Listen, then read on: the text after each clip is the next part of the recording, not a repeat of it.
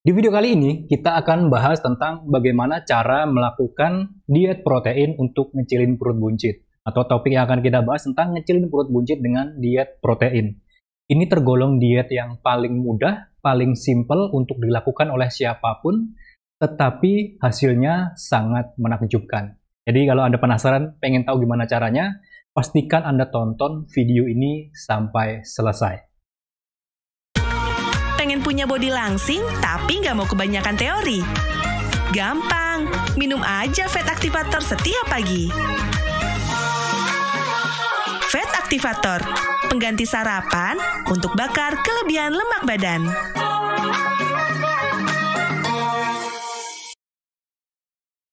Assalamualaikum warahmatullahi wabarakatuh.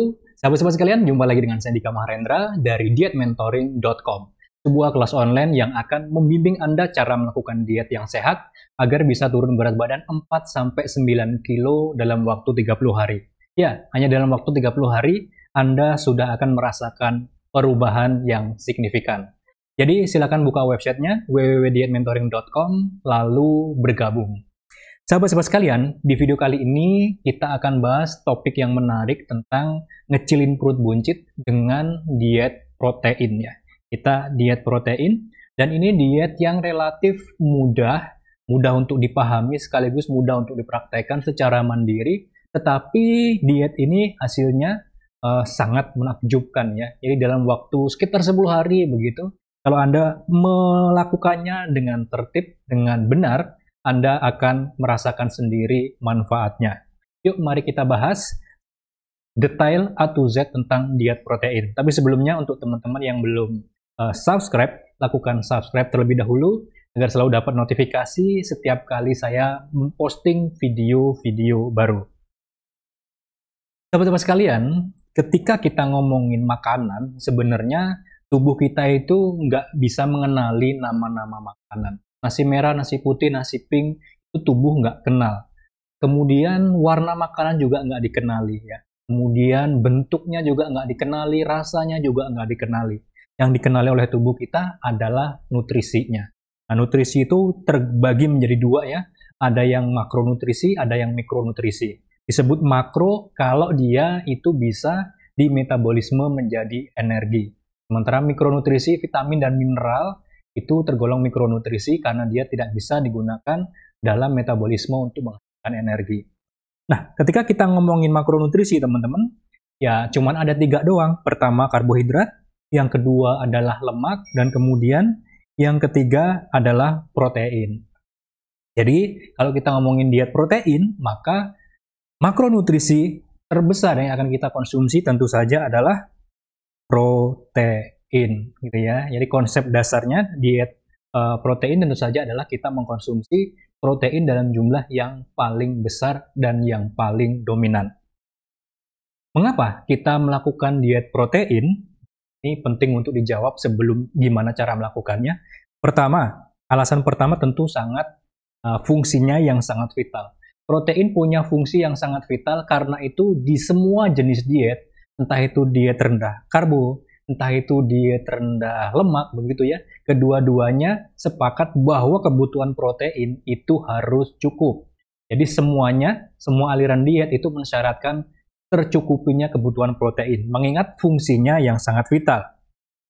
Fungsinya tentu saja adalah jaringan dan otot, jadi dia protein berfungsi untuk membenahi jaringan-jaringan yang rusak dan yang menua. Begitu juga dengan otot untuk membesarkan otot atau memperbaiki otot yang mengecil atau yang rusak karena berolahraga, rusak dalam tanda kutip begitu ya.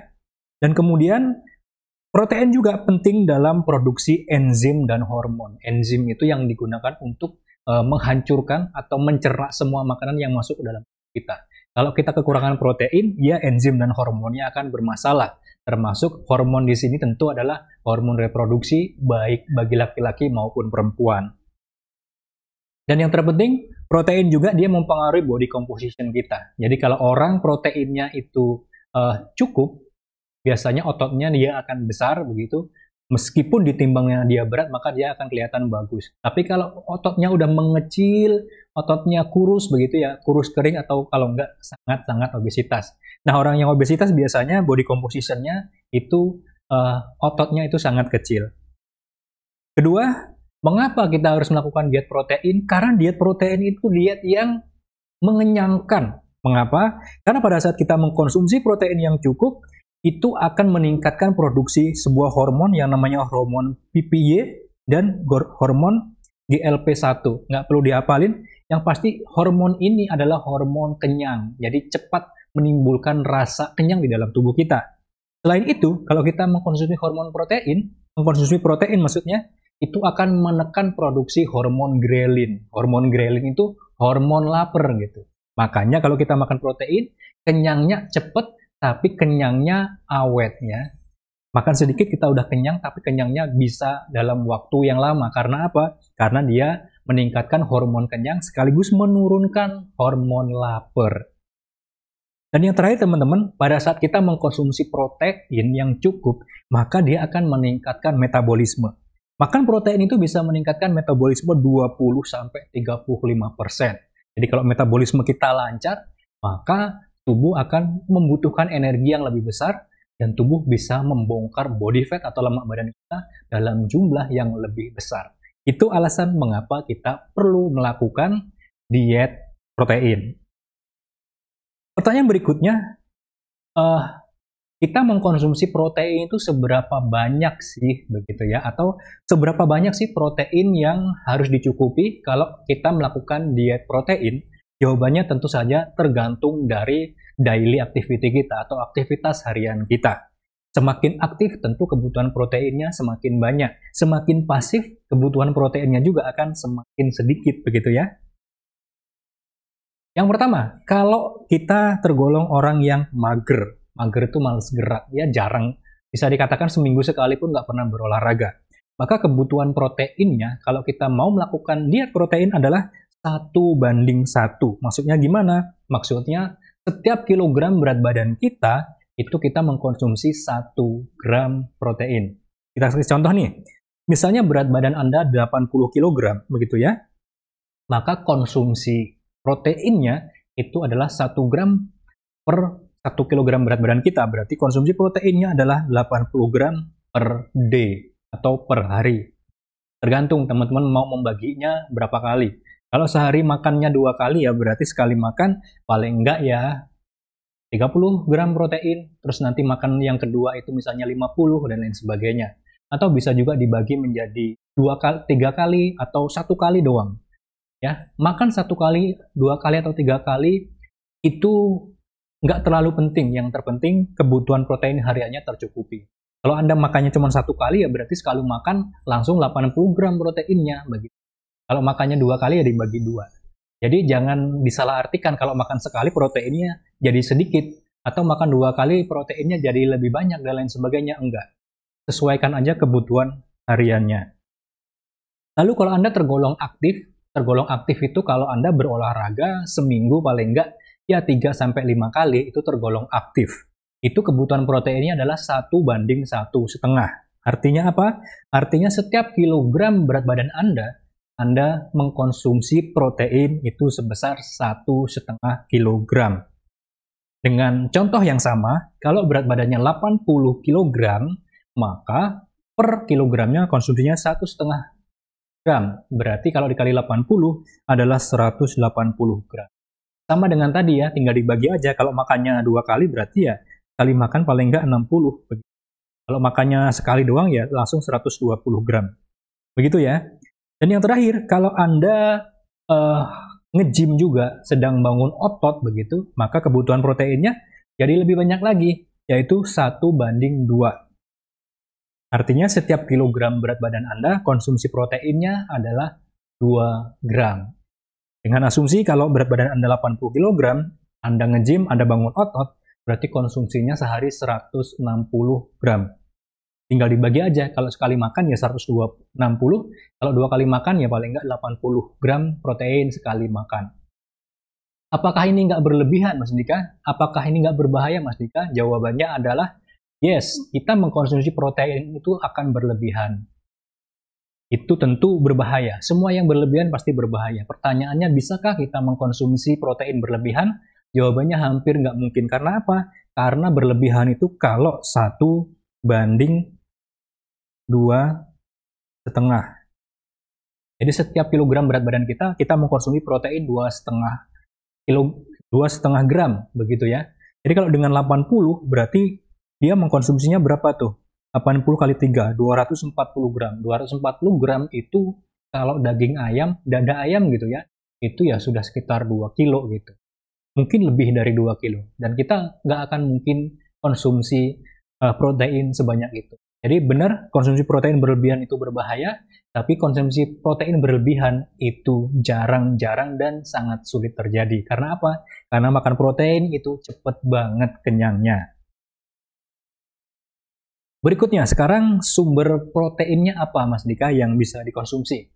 Nah, kalau kita ngomongin tentang sumber protein itu ada 2 ya teman-teman. Pertama adalah protein nabati. Yang kedua adalah protein hewani. Mana yang lebih cocok untuk kita konsumsi pada saat melakukan diet protein untuk ngecilin perut buncit atau nurunin berat badan? Kita bahas satu persatu dulu nih. Protein nabati contohnya dari mana? Dari kedelai, terus kemudian dari nuts, kacang-kacangan, lalu dari seed atau biji-bijian. Kedelai itu termasuk turunannya seperti tahu, tempe, begitu ya. Susu kedelai juga termasuk. Lalu nuts itu kacang-kacangan seperti kacang almond, kacang tanah, kacang pistachio, dan lain sebagainya. Lalu seed itu seperti black seed, chia seed, dan lain sebagainya. Itu semua tergolong protein nabati. Akan tetapi teman-teman, protein nabati ini dia kandungan asam amino esensial atau kandungan protein esensialnya itu tidak komplit. Nggak ada makanan nabati yang mengandung 9 asam amino esensial. Ya, makanan A mungkin mengandung 2, makanan B mungkin mengandung 3, makanan C mungkin mengandung 5, dan lain sebagainya. Jadi satu jenis protein nabati itu tidak bisa mengcover kebutuhan asam amino esensial harian kita. Karena itu protein nabati dia tidak cukup komplit asam aminonya. Mungkin kandungan proteinnya lebih komplit begitu ya, lebih banyak begitu. Tapi asam amino atau protein yang esensial ini tidak ada dalam satu jenis makanan nabati. Selain itu teman-teman, kalau kita ngomongin protein nabati, itu bisa dikatakan nggak ada makanan dari nabati yang kandungannya hanya protein doang begitu. Karena apa? Karena protein itu kalau nabati selalu identik dengan yang namanya karbohidrat. Jadi seperti kedelai misalnya, terus kemudian nuts, seed, dan lain sebagainya, itu selain mengandung protein, dia juga pasti mengandung yang namanya karbohidrat. Jadi bisa dikatakan protein nabati itu selain tinggi protein juga selalu identik dengan tinggi karbohidrat. Karena itu menurut saya kalau kepengen teman-teman menerapkan diet protein ini, ya protein nabati menjadi catatan karena asam amino esensialnya nggak komplit sekaligus dia tinggi protein. Padahal tinggi karbohidrat maksud saya. Padahal dalam diet protein karbohidrat kita itu harus sangat rendah. Kedua nih sekarang protein yang hewani. Protein hewani bisa didapatkan dari semua jenis hewan ya. Mulai dari hewan yang daging merah atau hewan berkaki 4 seperti kambing, terus kemudian sapi, domba, kerbau, dan lain sebagainya. Itu semua mengandung protein. Terus kemudian hewan dalam bentuk unggas seperti ayam, bebek, entok, telurnya juga begitu. Itu mengandung protein. Lalu ikan dan kawan-kawannya juga mengandung protein. Semua jenis ikan, baik ikan tawar maupun ikan laut. Kawan-kawannya itu termasuk cumi, termasuk udang, termasuk apalagi kerang dan lain sebagainya, itu semua juga mengandung protein. Dan menariknya teman-teman, protein yang dari hewan itu dia asam amino esensialnya komplit. Jadi Anda makan daging doang, asam amino 99-nya dapat begitu. Ini yang berbeda dari protein yang dari nabati, karena protein nabati nggak komplit. Dan yang terpenting teman-teman, protein yang dari hewan itu zero karbohidrat, tidak mengandung karbohidrat. Karena apa? Hewan itu tidak mengandung karbohidrat, kecuali kalau dia dimasak menggunakan gula, menggunakan tepung, begitu jadi ada karbohidratnya. Tapi kalau dia pure atau dimasak dengan bumbu yang minimalis, maka protein hewani ini dia sangat bagus. Asam aminonya komplit, karbohidratnya juga zero, dan sangat memenuhi kebutuhan protein harian kita.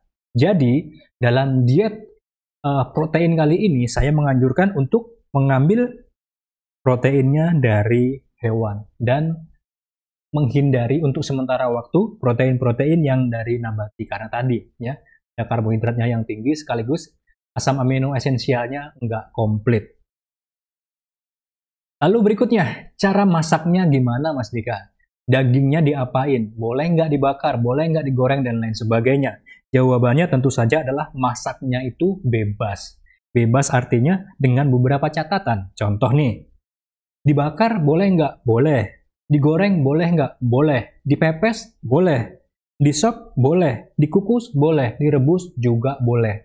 Terus catatannya apa? Catatannya adalah selama masaknya tadi, gorengnya dan lain sebagainya itu nggak pakai tepung, kemudian nggak pakai gula, dan juga nggak pakai kecap.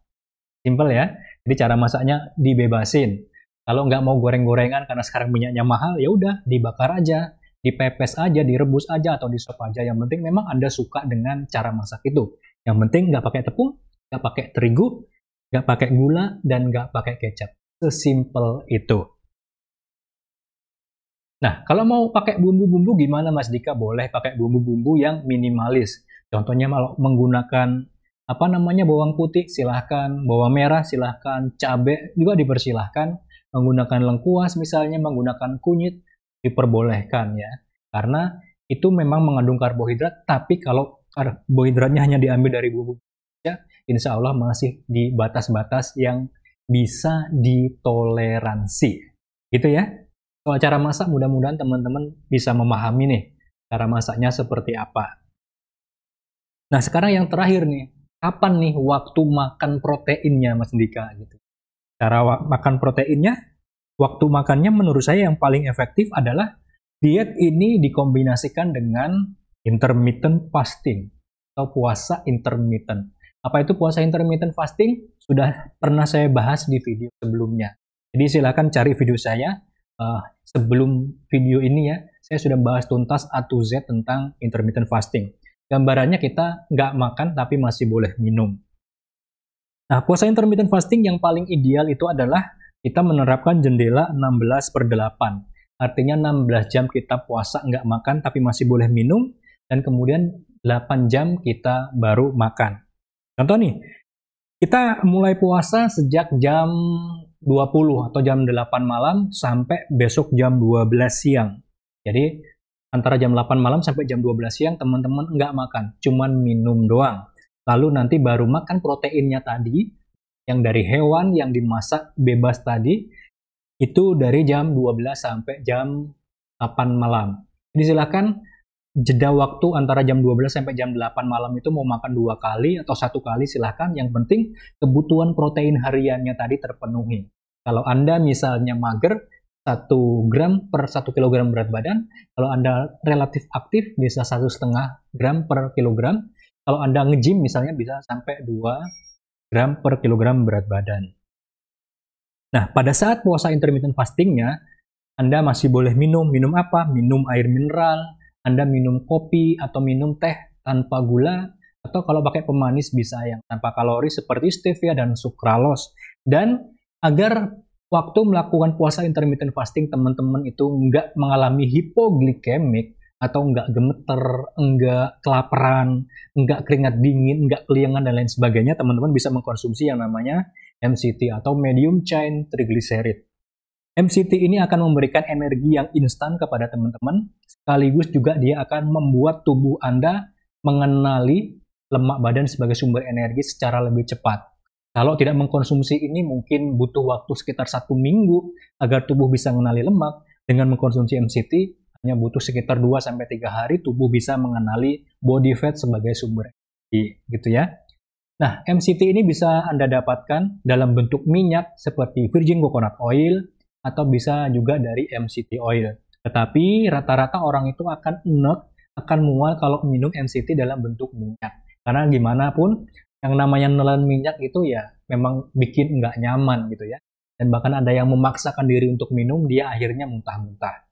Solusinya gimana? Solusinya teman-teman bisa menggunakan MCT dalam bentuk yang powder atau yang bubuk. Nah, di Indonesia belum ada merek lokal yang serius menggarap MCT powder ini yang komposisinya ideal begitu ya. Karena itu kemudian Sejak 1,5 tahun yang lalu saya mendevelop sendiri, saya membuat sendiri MCT powder, yaitu fat activator. Dan alhamdulillah fat activator ini dia sudah BPOM ya, dia sudah halal MUI dan diproduksi oleh pabrik dengan mesin yang standar BPOM. Jadi nggak asal-asalan komposisinya, nggak asal-asalan cara produksinya juga ya.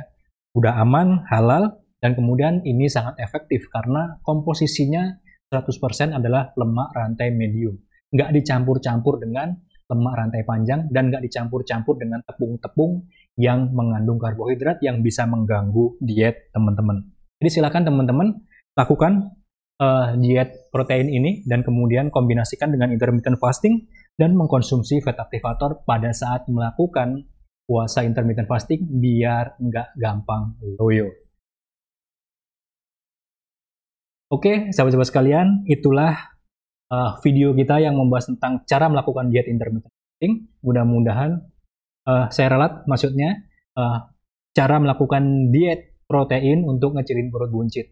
Bisa langsung Anda praktekkan mulai besok atau lusa atau kapanpun Anda sempat, dan saya tunggu bagaimana kabarnya, apakah Anda berhasil atau tidak. Kalau Anda berhasil, silahkan tulis di kolom komentar. Kalau Anda misalnya gagal di tengah jalan, Anda boleh berkonsultasi kendala apa yang Anda alami. Sampai jumpa di video berikutnya. Saya Andika Mahendra. Assalamualaikum warahmatullahi wabarakatuh. Pengen punya body langsing tapi nggak mau kebanyakan teori? Gampang, minum aja Fat Activator setiap pagi. Fat Activator, pengganti sarapan untuk bakar kelebihan lemak badan.